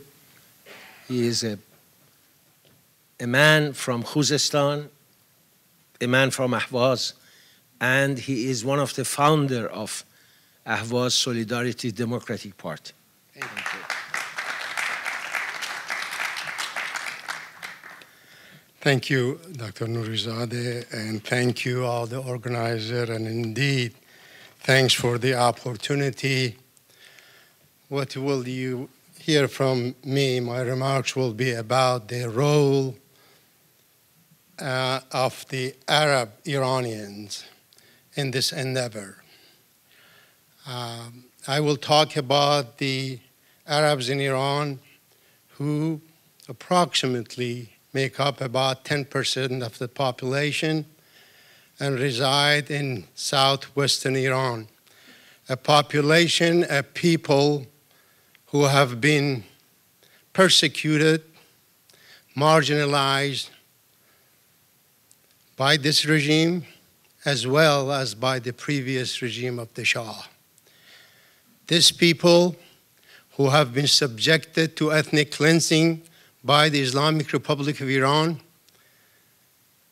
and as a member of 35-member committee of the UN, I can present you with evidence there has been 450 to 500,000 acres of land have been confiscated from the Arabs in Iran by the Islamic Republic. A population that have 90% of the oil comes from our ancestral land, yet this whole population lives in abject poverty, truly. So this, you can see what I'm leading to. This population is ready to fight and overthrow the Islamic Republic of Iran because in fact, they are subjected to slow death. I do have in my iPhone hundreds of people sending me messages to this effect that, come on, free us, we are dying, slow death. So Arabs of Iran are willing to take part in this fight. And I also wear other hats. I am executive director of two vast coalitions. The Congress of Iranian Nationalities for Federal Iran, composed of 13 political organizations from Baluch, Kurd, Arabs, Turk, Turkmen, Azerbaijan, and so on. And I also part of the executive committee of a Council of Iranian Democrats, which have Persians, Arabs, Kurds, and all of that.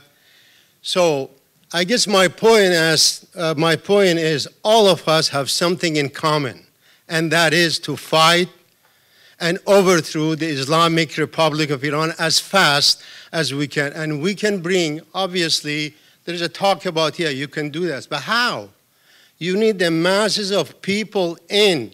You need the boots on the ground, the Iranian people, boots on the ground, that is, to make this about. So we are offering not only Arabs, but you heard from the Azerbaijani Turks, from the Kurds, you will hear from the Baluch and everything, that we are independently at different coalitions. We are willing to work with you.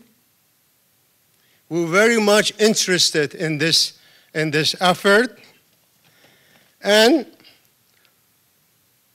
we will make it very simple. Our coalition will have one platform, and that is overthrow of the Iranian government of the Islamic Republic. However, now we do have our demands. We are willing to put it in the back burner or compromise, but we, as you heard from the Azerbaijanis and the Kurds, and I don't care, Mr. Nurizadeh, about people who don't, we do want a free Iran, a democratic Iran, and yes, a decentralized federal system of government, just like the United States. Why? We don't want to have another Arabs in their province, you know. Take a guess. What is the portion of the oil that Arabs get? 50%, 30%, 15%, 0%. Yes, sir. Now, we want to have our own, to control our own destiny. Is that secessionism? Be it. Could care less. So, if in this country, look, the best human history, 230 years, federal system of government, right? Washington, D.C. could, whatever happens, states can function, counties can function. So we want two houses of Congress that represent peoples and nation and ethnic groups, and House of Representatives, just like the U.S. So no more highly centralized state, okay? And lastly, we have to say that we are not against anybody. Do not try to play us against each other. We are not here against any group. You're making a mistake, you know, to say this group or that group. For 40 years, we could not come together. You know why? Because of these references. And more importantly, it's a historical imperative that no one nation, no one ethnic group can meet this task of overthrowing the Iranian regime. I think Mr. Mira Iskandari said, the Kurds can do it. What? They haven't done it before. Arabs cannot do it. Persian cannot do it alone. Baluch cannot do it alone. So we have to do it together. It's a force majeure. It really is. It really is. So what is imperative that people who put these, you know, policies together, make sure you don't, I don't want to say, you know, piss people off, but do not alienate people by saying, okay, we're going to have There is no more in the Constitution of Iran that will be Persian language will be the sole official language. What about Arab? What about Kurds? What about Turkish language? So what I'm saying, future of Iran that we will build, it will be for all of us, and we can see there is something going on. Islamic Republic of Iran not only is enemy of the Iranian people, now is the enemy of the Iraqi people, Syrian people, Lebanese and all. So altogether, I think the situation, one thing we need to do, I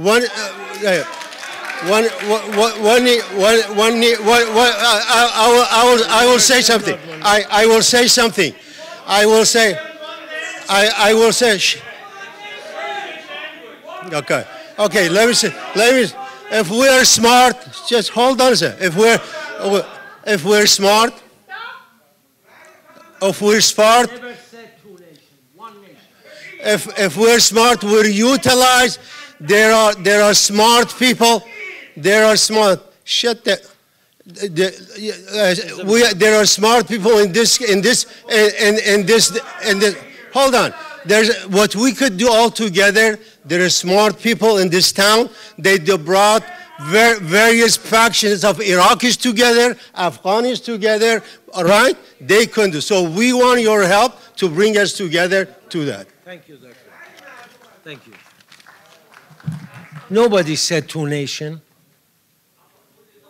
Iran, just a minute. Farsi is our national languages for everybody. That's Farsi. But why we are trying to tell him you are not allowed to speak Arabic or Kurdish or Baluchi? Why?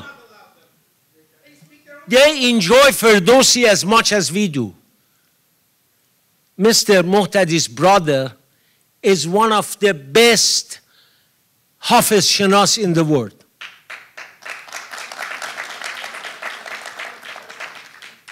His mother language is Kurdish, but he speaks fluent Farsi. We all speak Farsi among ourselves. Everybody recognizes Farsi is our national languages, but that doesn't mean Kurdish is good, Arabic is bad, no. Okay. So he never said, please don't translate what he said in a different way, but with a negative aspect. Farsi is if there was a question of separatists, I would not be here. We are talking about united Iran. But in this united Iran, I would like to be able to elect him as my president, to elect Dr. Hossein-Bor, to elect any person who is Iranian, whether he's Kurd, Sunni, Baha'i, Shi'i, whatever. Be tolerant. Do not get angry. Nobody is talking about dividing Iran in 12 nations. No. Iran is one nation. But we should recognize and respect ethnic groups. We should respect their rights. A boy, until he is 7 years old, in his home, say, Anna, Su, mother, give me water. And he goes to school, and the teacher hit him to say, Maman up. Let him say his own languages as well as Persian. Farsi would be our language, all of us, because I want to be able, when I sit with Dr. Abdian, speak to him in Farsi, or to Muhtadi, or to Hossein-Bor. But he also has right to have his own languages. There is a reason, one language, because when the Kurdish little boy goes to Ahvaz that they speak Arabic, if they both speak Farsi, They speak Farsi. When I said we have one national language, which is Farsi. Well, you look at Iraqis. My friend Dr. Barham Saleh is Kurd, and he speaks Arabic fluently, and I enjoy when I listen to him. Mr. Talibani, Barzani, all of them. But they speak Arabic as well. But let them speak Farsi as their national languages, but have right to speak their own languages. We are not fascist.